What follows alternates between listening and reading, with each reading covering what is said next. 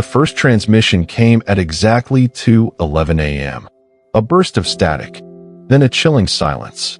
A man's voice broke through, ragged, terrified, barely intelligible through the distortion. "Down here, it knows help." Then, a screeching sound that didn't belong in this world. Something like metal tearing bone, dragged slow and deliberate through the radio line. The call was traced back to Oakridge Station, an abandoned subway line closed in 1987 after a tunnel collapse buried 3 transit workers alive. No bodies were ever recovered. But the strange part? The ID attached to the signal was Officer Jason Daniels. Badge number 4478. He'd been declared missing 4 years ago. If you're drawn to the darker corners of truth, to the horrors hiding behind sealed doors and beneath forgotten places, hit that like button, subscribe, and turn on notifications. Because what we're about to uncover will pull you under, and some stories don't want to be told. Detective Mara Hargrove sat alone in her office, the glow of her desk lamp casting long shadows across walls lined with unsolved case files. Her eyes were sunken, red-rimmed from weeks without decent sleep, and her fingers trembled as they flipped through yellowed documents. She hadn't touched caffeine in nearly a month, but her body still pulsed like she was overdosing on it. Grief had rewired her nervous system, not grief from mourning, but from uncertainty, from the unanswered questions surrounding her partner's death. Detective Miguel Rios was found dead in his apartment 62 days ago. Gunshot wound to the head. Official ruling, suicide. The department buried the report with frightening efficiency, sealing the case like it was toxic. But Mara knew better. Rios had been chasing something. In the final weeks, he'd grown distant, paranoid, obsessed with a cluster of missing officer reports that the precinct quietly ignored. He kept mentioning strange signals, static, and a name, Oakridge. It didn't make sense back then. But now, the phone on her desk rang. Not her cell, not the precinct line. The old, rusted desk landline she hadn't used in weeks. She picked it up, hesitant. "Hargrove." It was Hallman from Dispatch. His voice was tight, low. "Mara, you might want to come down here."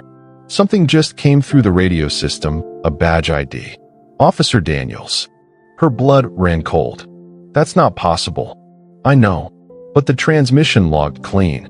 Same ID. Same frequency Rios flagged before, you remember?" Every hair on her body lifted. "I'm on my way." Down in the dispatch basement, the air was thick with dust and old cigarette smoke. Hallman stood next to the aging audio console, pale and visibly shaken. He hit the play button. Through the crackling, a voice emerged, fractured and distant, but undeniably human. "Underground. Not alone, something's down here, it knows." Then the scream. Long, shrill. Metallic. It vibrated through her spine, like something waking up behind the wall. "Triangulated it?" she asked. "Oakridge Station." Signal lasted 43 seconds, then vanished. Oakridge had been sealed for nearly 4 decades. The collapse that killed 3 workers made headlines, but deeper rumors persisted. Whispers among older officers about disappearances, strange interference on radios, and one chilling coincidence. Every officer who responded to incidents at Oakridge over the years either resigned within 6 months or vanished. She didn't ask permission. She simply logged out her badge, sidearm, flashlight, and got in her car. She didn't need backup. If Rios had found something down there, she would too, even if it killed her. Oakridge Station sat like a corpse beneath the city. Hidden behind construction fencing and decades of dust, it was mostly forgotten by the public. The entrance gate had long rusted, its lock shattered from age or force. Mara parked across the street, under a dying lamppost that blinked with agonizing hesitation. A single gust of wind kicked up dead leaves and wrappers, as if the world were holding its breath. She stepped toward the gate. The smell hit her first, a thick, musty stench of mold, decay, and something older. Iron. like rusted metal soaked in blood. She found the old maintenance stairwell at the side. The door cracked open. Not recently. The paint was peeling in sheets, hinges creaking like broken bones as she stepped through. The descent was immediate and steep. The concrete steps echoed beneath her boots, each footfall swallowed by the darkness below. Her flashlight flickered against the stained walls, catching glimpses of old graffiti, cracked pipes, and hanging wires that swayed gently despite the absence of wind. At the base of the stairs, she entered the ticketing level. It looked like time had simply stopped. Rusted chairs lay overturned. Desks were crumbling. Papers, soaked, smeared, and unreadable, clung to the floor in layers. But something stood out. On every desk, a copy of the same schedule. Oakridge to Lamplight transfer, 2:11 a.m. circled in red ink. Each sheet had the same name written across it, Daniels. Over and over, like a prayer to something that didn't believe in salvation. A sound broke the silence. Faint, wet, dragging. She drew her weapon. LCPD. Identify yourself. No response. Just the shift of something heavy sliding across concrete in the next hallway. She advanced cautiously. Her flashlight trembled in her grip, bouncing shadows across walls that seemed to ripple and breathe. As she turned the corner, her boot hit something. She looked down. A badge, gleaming. No dust, no grime. Officer Jason Daniels, number 4478. Her pulse slammed against her ribs.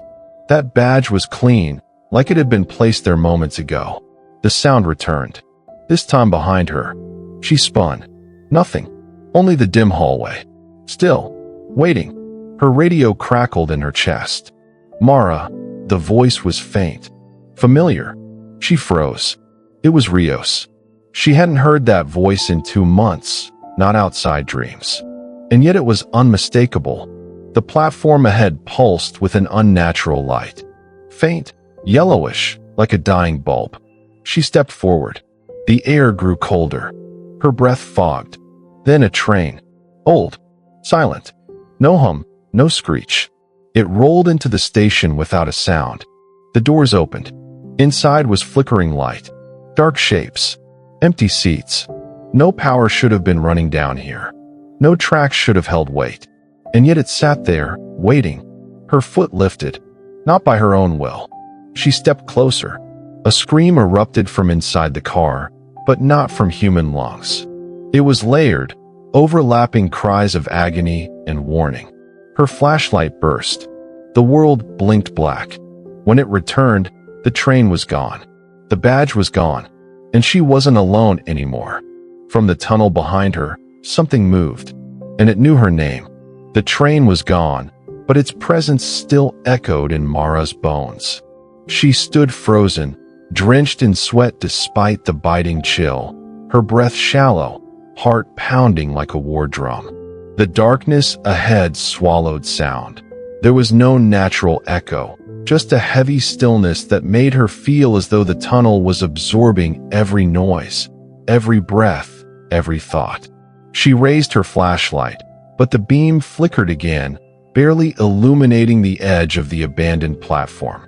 Her fingers tightened around her weapon as she stepped forward, the echo of her boots sounding thinner, hollower than before. The tunnel ahead descended gently, curving out of sight, its walls slick with condensation and streaked with ancient soot. Wires hung like vines from the ceiling, some still twitching as if disturbed moments earlier. The deeper she walked, the more unnatural it became, like the architecture itself no longer obeyed the laws of time. Pipes bent in impossible angles. Graffiti appeared and disappeared depending on the light. One spray-painted message blinked in and out. He never left. Further down, she found what used to be a break room. A shattered vending machine lay across the floor like it had been flung against the wall. Old wrappers, discolored paper cups, and a cracked thermos littered the floor. A faded poster hung on the wall.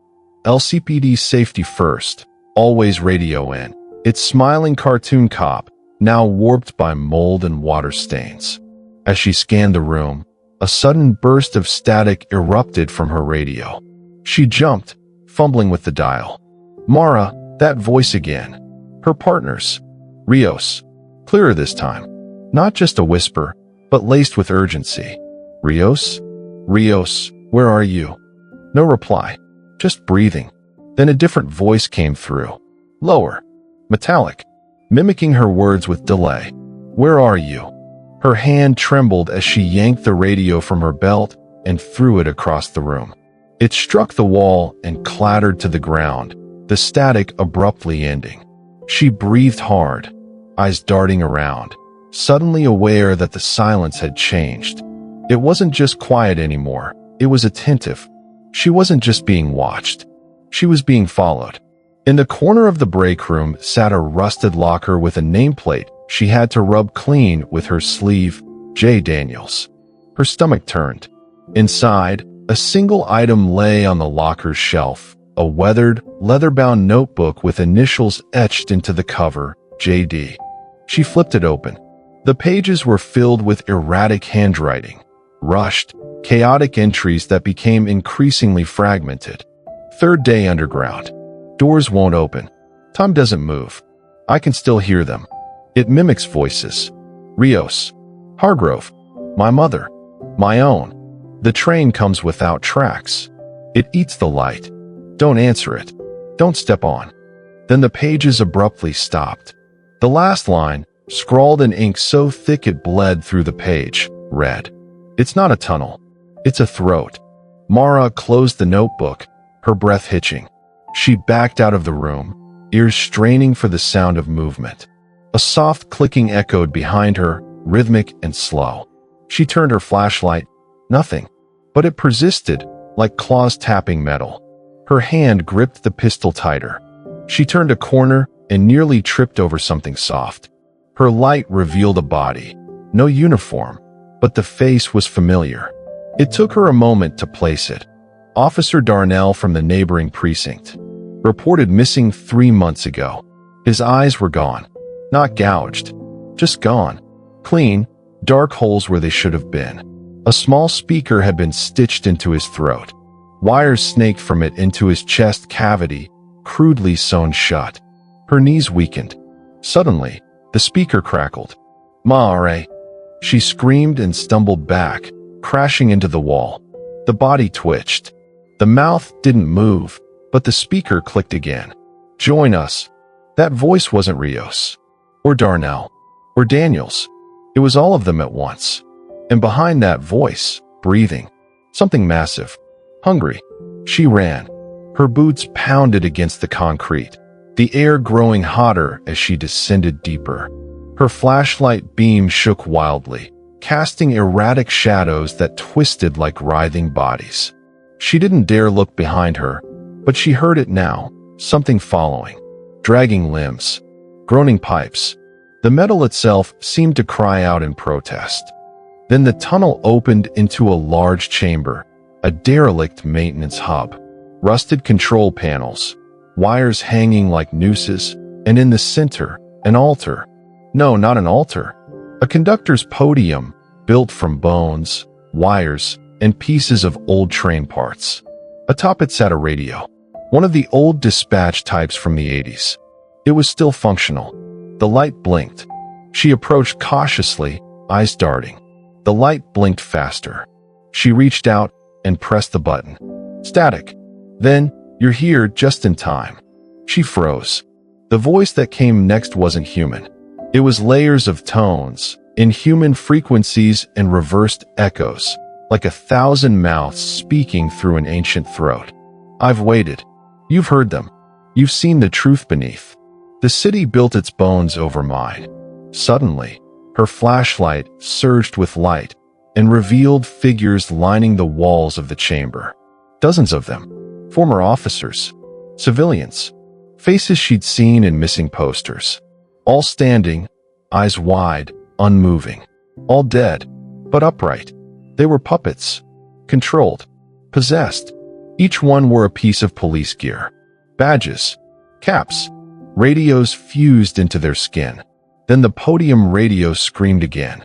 One more? Then I rise. A sound from behind. She spun. A figure emerged. Officer Daniels. Pale. Hollow-eyed. Moving like his joints had been reassembled wrong. He opened his mouth, but instead of words, static poured out. Then, the train horn. Deafening. The chamber vibrated. A tunnel opened behind the wall. Light poured in, but not sunlight. Train light. The train had returned. Only now Mara saw it for what it was. Not metal and bolts, but flesh. Veins. Eyes along its surface. And it was moving. Not on rails, but crawling. Towards her. She raised her weapon and fired. Once. Twice. The bullets entered but made no sound. No impact. The creature train absorbed them. It didn't stop. Daniel stepped closer. Mara turned and ran into a side corridor, firing blindly to keep him back. She darted through collapsing corridors, past husks of long-lost officers whispering names she knew in voices that weren't theirs. Eventually, she found a narrow utility shaft barely wide enough for her body. She climbed up, the metal burning hot. Screams echoed below her, screams that shifted from rage to laughter. She emerged into the basement of a long-condemned building above Oakridge. The sunlight outside was faint. Dawn. She stumbled out into the alley, breath ragged, soaked in sweat. Her radio hissed again. Unit 13, please respond. It was Hallman. She grabbed the mic. I'm out, but something's still down there. It's real. It's all real. Silence. Then Hallman's voice changed. Low. Glitching. We know. Then laughter. The radio died in her hands. She turned to the alley and froze. There, written on the brick wall in dripping red paint. 2:11 a.m. He comes again. And beneath it, a badge. Rios's. She backed away slowly, and for the first time in her life, Detective Mara Hargrove didn't know whether she was the hunter or the hunted. The air inside the tunnel pressed against Mara's skin like wet gauze. The walls weren't just damp anymore. They pulsed faintly, like something alive was just beneath the concrete. Her flashlight flickered but held as she stepped forward, deeper into the heart of the Oakridge line. Each step was an act of defiance against every primal instinct screaming at her to turn around. She couldn't. Rios's voice still echoed faintly in her mind, twisted through static. Mara. She had to know if it was real, if there was something beyond death calling her name, or if she was losing her grip entirely. The deeper she went, the more the environment mutated. The walls bore no graffiti now, just gouges, as if fingernails or worse had tried to claw a way out. Her boots squelched through wet grime layered inches thick. The tracks themselves glistened, but not with water. Some oily, crimson sheen clung to the metal like it had bled. The tunnel hummed faintly, not a mechanical hum, but a vibration that crawled up her legs, through her spine, and into the hollow place behind her eyes. She passed a rusted control box with wires spilling out like intestines. Someone, or something, had smashed it in a fury. A single torn page hung from the panel, soaked and barely legible. Keep them sealed. They don't belong in the light. That same red ink from the train schedules, only now it looked more like blood than pen. Her flashlight dimmed again, the battery dying faster than it should. She slapped it, once, twice, before it sputtered back to life. The cone of light ahead illuminated a jagged hole torn into the tunnel wall. It wasn't part of the original station design. The bricks had been clawed apart, not removed. Rough, asymmetrical, something feral. Behind it, darkness yawned open like a throat. She hesitated only a moment before ducking through, leading with her light. The space beyond wasn't man-made. It sloped downward steeply, the ground shifting from concrete to raw earth. Here, the air changed entirely, hotter, rank with decay and something sharper, like ozone during a lightning storm. Then came the whispering. Not voices, more like the memory of voices, distant, layered, nonsensical. At first, She thought it was in her head. But as she moved, they grew louder. One moment they were muttering names, Daniels, Rios, Hargrove, and the next, they were laughing. Not joyfully, not even madly. These were laughs born of futility, the sound made when a mind caves and under pressure it was never meant to bear. The tunnel opened suddenly into a cavernous chamber. Her breath caught. This space was impossible. Beneath a subway station shouldn't be this wide, this deep. The walls rippled with veins, yes, veins, bulging and pulsing faintly under skin like stone. Overhead, rusted train tracks arced across the ceiling like ribs.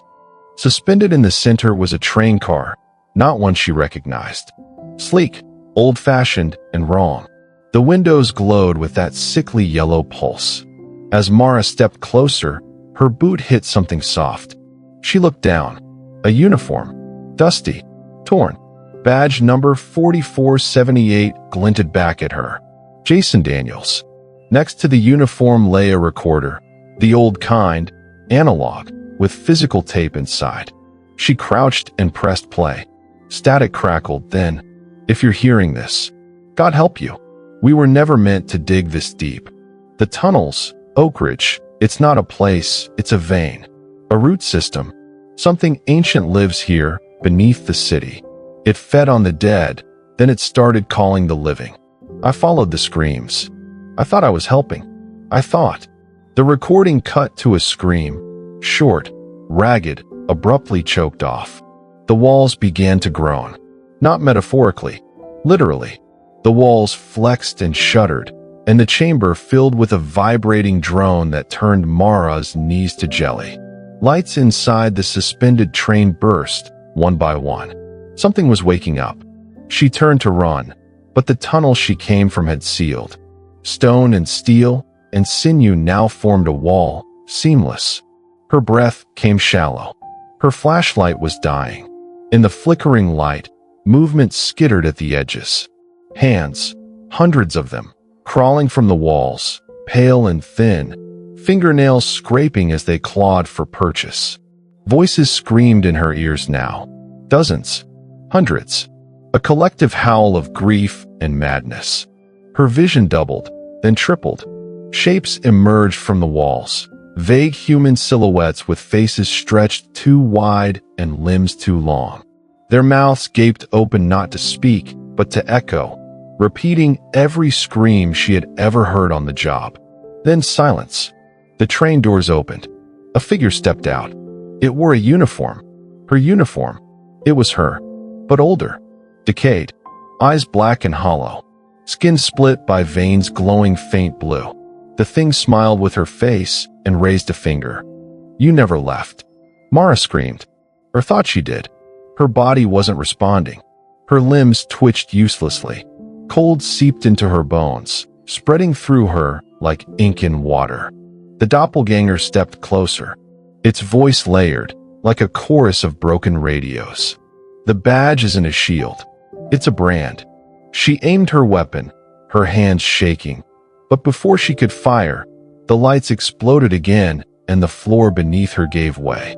She fell, down, through layers of earth and steel and flesh.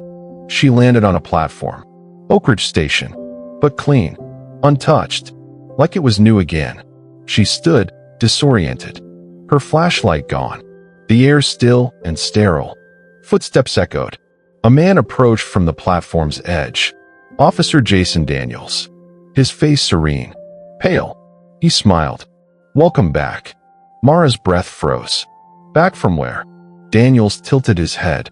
"From the other side." Around them, the station flickered. Suddenly, it was night again. Rusted, rotten. Daniels was gone. But something stood in his place. Not a man. Not anymore. Limbs like cables. Eyes like tunnels. A gaping mouth stretching from forehead to sternum. It moved like static. Jerked. Twisted. Mara turned and ran. The tunnel lit up with flashes. Images not hers. Rios, his last moments, screaming as the walls closed. Daniels dragged into the dark. Dispatch calls never answered. Badges piled like offerings. Names carved into bone. The city above blind, deaf, unaware. She kept running. The thing followed, never touching the ground. It rode the walls, the ceiling, gravity meaningless. She reached the original platform. The train was there. Lights on. Doors open. No choice. She leapt inside. It was empty. No seats. Just endless mirrors. And in each one, herself, twisted a little more in each reflection. Some wept. Some bled. One clawed at the glass. Then the doors slammed. The train moved. Not on tracks. It glided through darkness. No sound. No motion. Just motionless acceleration. The intercom crackled. Next stop, home. Mara collapsed to her knees. The lights flickered. Each time they returned, one mirror reflection was gone. Then another, and another, until only one was left. It smiled. Not at her. At the thing behind her. She turned and screamed. The scream ripped out of her throat like it had claws. It wasn't just fear, it was violation. Whatever stood behind her wasn't human, wasn't even pretending to be anymore. The moment she turned, it filled her vision. A towering shadow draped in flesh that wasn't sewn right, stretched too tight in some places, sagging in others, as if it had stitched itself together from memories rather than matter. No face, just a hole where sound went to die. It didn't lunge. It didn't speak. It simply loomed. Mara stumbled backward, her shoulders slamming into the mirror behind her. But the glass didn't crack.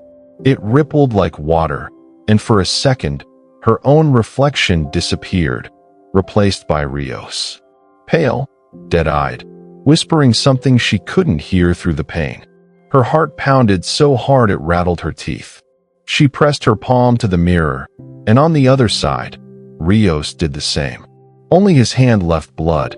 The lights inside the train car surged, flickered violently, and then failed altogether. In the pitch-black silence, Mara crouched and clawed toward what felt like the floor. Her nails dug into something wet. Not metal, not glass, tissue. The train was no longer a vehicle. It was a throat, a passage. She was inside something, and it was breathing around her. Then, softly, a voice. Rios again. You should have let it rot, Mara. You shouldn't have answered the call. She bit down a sob and reached for her gun. Still holstered. Still there. But would it do anything in here? Would it matter? A dim blue light glowed beneath her feet, then above her, then all around. She was no longer in the train. She was in the station again. Only, it was before the decay, before the collapse. Clean floors, white tiles, working lights. The year flashed on the platform clock, 1987. People walked the halls, smiled. Uniformed officers, commuters, maintenance workers. And in the middle of it all stood Jason Daniels, alive, talking with someone at the ticket booth. She blinked. No one saw her. She was invisible, just another echo in the belly of something ancient. She turned and saw Rios again, leaning against a pillar, arms crossed, watching her. You're in the echo loop, he said. It plays every time someone new gets in. She stepped toward him, hesitant. What is this? It's memory. Rotting memory. This place eats identity. Traps you in what you fear most. You hear it whisper, and you follow. Then it makes you part of its record. Mara was shaking now. You're not real. He smirked sadly. Neither are you. Not anymore. Her hand touched her badge, the familiar shape grounding her. I'm still here. I'm still me. You think your name means something in here? This place doesn't care about names. Only guilt. Only loss. The louder your past screams, the deeper it drags you in. Mara turned, trying to resist the pull of everything around her. She walked through the scene, through bodies that didn't notice her. She reached the tracks and peered down. A heartbeat pulsed there, beneath the rails. It wasn't stone underfoot anymore. It was ribs. This wasn't just a memory loop. This was a being, and they were all inside it. Mara, Rios said softly behind her. You can still get out. How? He didn't answer.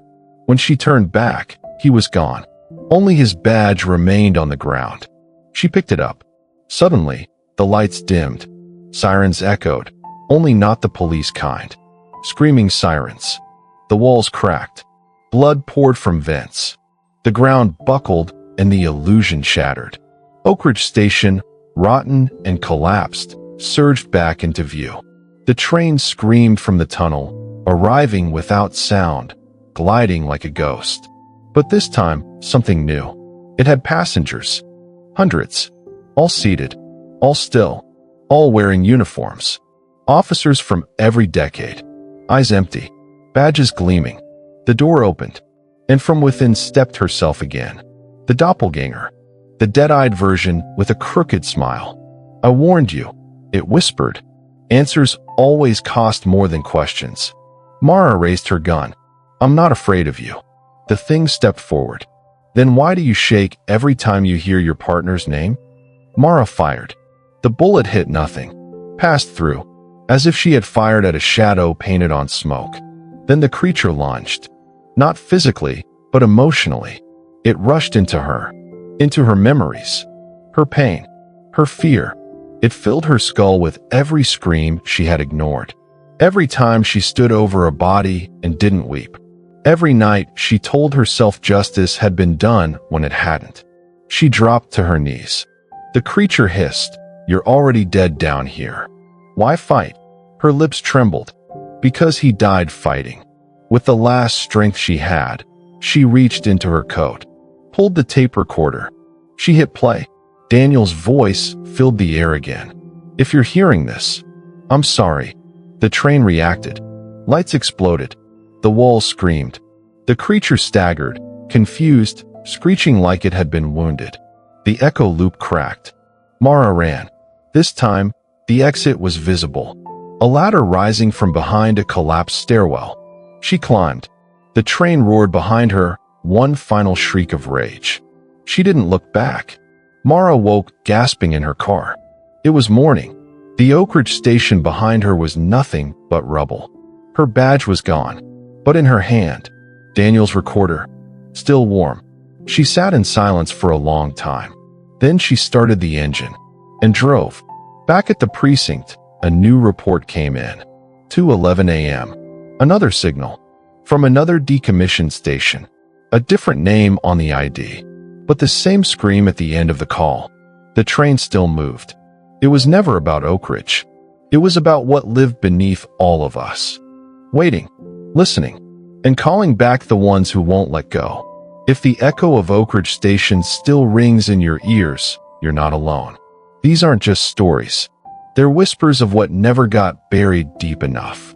If you're brave enough to keep digging into the disturbing truths that hide beneath the badge, hit that like, subscribe, and ring the bell, because next time, we're opening a file even darker than this one.